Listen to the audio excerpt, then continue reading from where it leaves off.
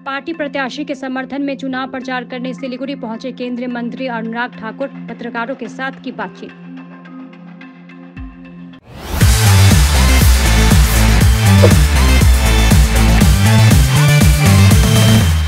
केंद्रीय युवा कल्याण एवं क्रीड़ा विभाग तथा सूचना एवं प्रसारण विभाग के मंत्री अनुराग ठाकुर पार्टी प्रत्याशी के समर्थन में प्रचार करने आज सिलीगुड़ी पहुंचे हैं। सिलीगुड़ी पहुंचने के बाद केंद्रीय मंत्री अनुराग ठाकुर ने माटीगारा स्थित एक होटल में भाजपा नेता और कार्यकर्ताओं के साथ बातचीत की। इस दौरान दार्जिलिंग लोकसभा क्षेत्र के भाजपा उम्मीदवार राजू बिष्ट मौजूद थे।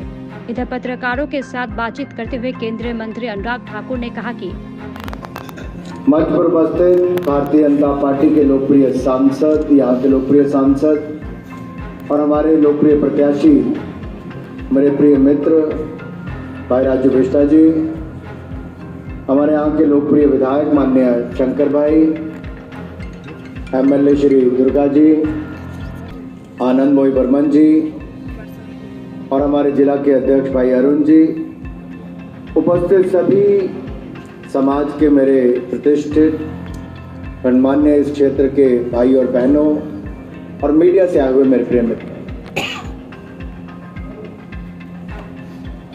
मैं आज आप सबके बीच में आया हूं। आपका सहयोग, समर्थन, आपका आशीर्वाद अपने छोटे भाई राजू जी के लिए मांगने के लिए। वहीं पर मैं आपका धन्यवाद भी करता हूं कि आपने भारतीय जनता पार्टी को इस क्षेत्र से कैसी आवाज दी, आपने कैसा प्रतिनिधि चुनकर भेजा जो पिछले 5 वर्षों में लगातार इस क्षेत्र की आवाज उठाता रहा है। और इसलिए यहाँ पर केवल सड़कों पर ही लगभग 47,000 करोड़ रुपए के प्रोजेक्ट चल रहे हैं। आज से पहले कभी नहीं हुआ, ये राजू बिष्ट जी ने करके दिखाया। देश में आज से 5 साल पहले एक भी वंदे भारत ट्रेन नहीं, एक भी। लेकिन आज अगर देश में 41 वंदे भारत ट्रेन चली है तो उसमें से 3 हमारे यहां से चलती, सिलीगुड़ी से 3 चलती कि नहीं चलती? मैं ठीक बोल रहा हूं भाई, कोई गलत बोल रहा हूं तो बता देना साथ साथ। तो आपने कभी सोचा था कि तृणमूल की सरकार होती? ममता जी तो खुद रेलवे मंत्री रही, क्या चली यहां से वंदे भारत? कोई सोचा ही नहीं था कभी, और ना ही इनकी सोच वहां तक थी कभी। मेरे साथियों, 1000 करोड़ रुपए की केवल एक पुल और सड़क आपका यहाँ पे ट्रैफिक कंजेशन को रोकने के लिए। कहां आप सोचते थे कि आपका रिंग रोड भी यहां पर बन जाए? कल्पना ही नहीं कोई करता था पहले। ये तब फर्क पड़ता है जब कोई दूरदृष्टि वाला सांसद हमारे यहाँ पर आता है और देश को आगे बढ़ाने वाली सरकार कोई आती है। और एक ऐसी सरकार, नरेंद्र मोदी जी की सरकार, जिसने नॉर्थ बंगाल के लिए अपने सरकार के खजाने खोल दिए हैं और भाई राजू बिष्ट जी ने वहां पर आपकी आवाज को उठाया।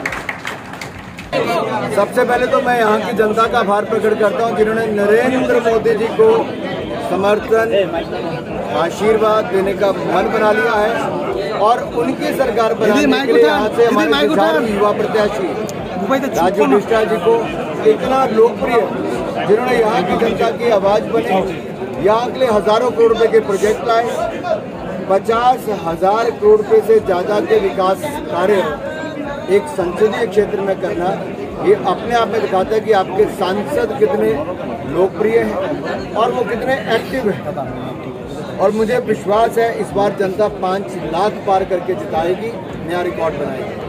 सरकार यहाँ पर केवल भ्रष्टाचार के लिए जानी जाती है, चाहे वो कलकत्ता से लेके आप यहाँ तक आ जाइए सिलीगुड़ी तक, उनके केवल भ्रष्टाचार की बातें आती, महिला अपराध की बातें आती है और अब तो आतंकवादियों को शरण देने तक की बात भी आती है। क्यों पूरे देश भर में से निकलकर यहीं पर आकर संरक्षण मिलता है?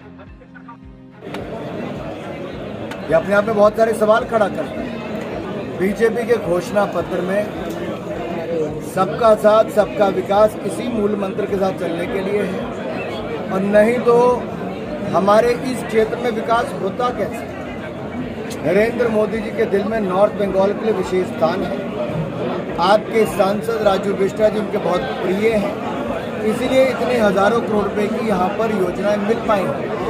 और जहाँ तक के यहाँ के स्थानीय मुद्दे बाकी हैं, उनको लेकर भी लगातार बातचीत जारी है, प्रगति पर है और जल्द ही उसके निर्णय भी होने वाले हैं। वो यहाँ का हक है। जब यहाँ के युवा सांसद होंगे, युवा विधायक होंगे, तो युवाओं के लिए खेलों की सुविधाएं भी पर्याप्त मिलेगी।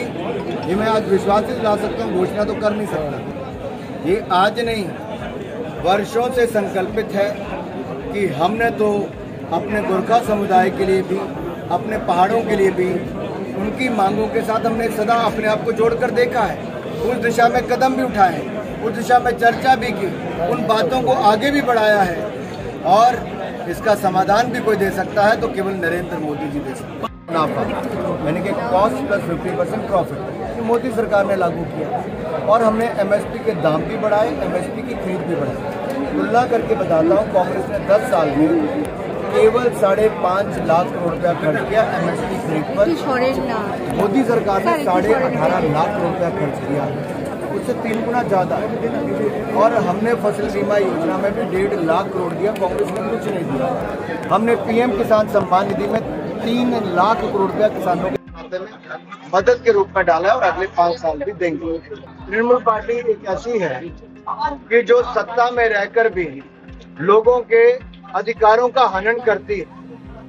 चाहे वो आवास योजना है, चाहे वो आयुष्मान भारत योजना है, इन सब योजनाओं को तृणमूल कांग्रेस ने पश्चिम बंगाल में लागू क्यों नहीं किया? किसान सम्मान निधि किसान डालने में विरोध क्यों किया? सवाल ममता बनर्जी और तृणमूल कांग्रेस से ये है कि आखिरकार तृणमूल कांग्रेस पश्चिम बंगाल के लोगों के हितों की रक्षा क्यों नहीं कर पाई? उनके हितों के खिलाफ क्यों गई? ये केवल भ्रष्टाचार तक सीमित रहे, केवल तुष्टीकरण की राजनीति करते रहे और महिलाओं के खिलाफ अपराध करने वाले संदेश कली के अपराधियों को भी संरक्षण देते रहे, आतंकवाद फैलाने वालों को भी संरक्षण तृणमूल पार्टी की सरकार में मिलता रहा। सवाल ये खड़ा होता है कि जो केंद्र सरकार की योजनाओं का पैसा है वो जन जन के खाते में तृणमूल पार्टी क्यों नहीं भेजना चाहती, क्यों रोक लगाती है? ममता बनर्जी आखिरकार पश्चिम बंगाल के लोगों के विरोध में क्यों है? हमारा इलेक्शन कमीशन से यही रिक्वेस्ट रहेगी कि फ्री एंड फेयर इलेक्शंस हो, तृणमूल की गुंडागर्दी से बचाया जाए और यहाँ के लोग निष्पक्ष होकर अपना वोट कर सकें। लोकतंत्र में सबसे बड़ी ताकत तो आपका वोट है। पिछली बार भी जनता ने भारतीय जनता पार्टी को चुना था नॉर्थ बंगाल में। ये दिखाता है कि यहाँ की जनता के दिल में बसते हैं तो नरेंद्र मोदी और भारतीय जनता पार्टी। धन्यवाद।